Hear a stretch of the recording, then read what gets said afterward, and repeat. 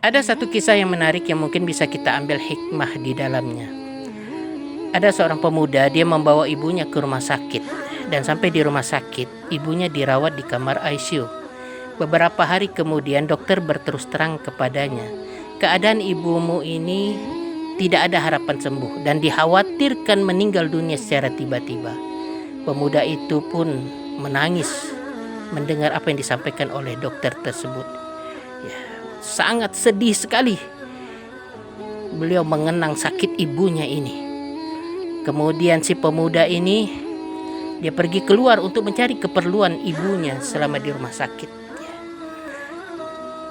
Kemudian pemuda ini berhenti di sebuah SPBU. Ketika menunggu pekerja SPBU itu mengisi bensinnya, pemuda itu memandang seekor kucing yang memiliki beberapa ekor anak berteduh di bawah kotak. Kucing itu kelihatan tak mampu berjalan. Dia termenung sejenak bertanya-tanya, siapakah yang akan memberi kucing ini makan dalam keadaan seperti ini?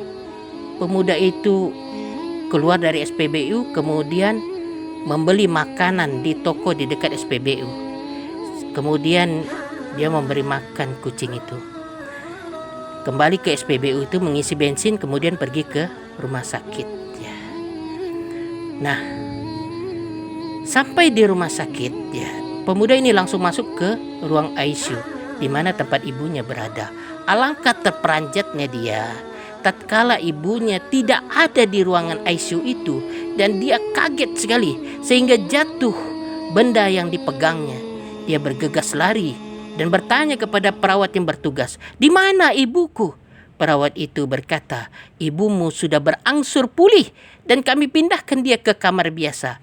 Pemuda itu pergi mendapati ibunya, maka ia menjumpai ibunya dalam keadaan sudah sadar dari komanya. Dia bersalaman dan mencium ibunya sambil bertanya, "Apa yang terjadi?"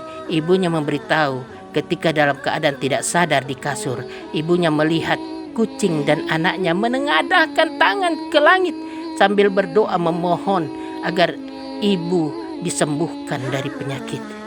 Ya Allah, pemuda itu terkejut mendengar apa yang diceritakan ibunya. Terkenanglah dia memberi makan seekor kucing dengan anak-anaknya. Ya Allah, jadi apa yang kita sedekahkan itu berdampak dalam kehidupan kita.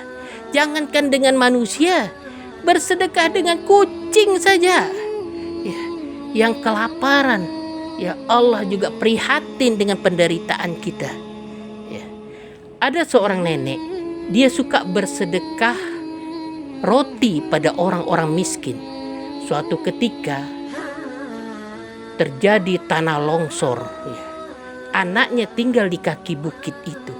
Semua yang tinggal di kaki bukit itu tertimbun termasuk anaknya.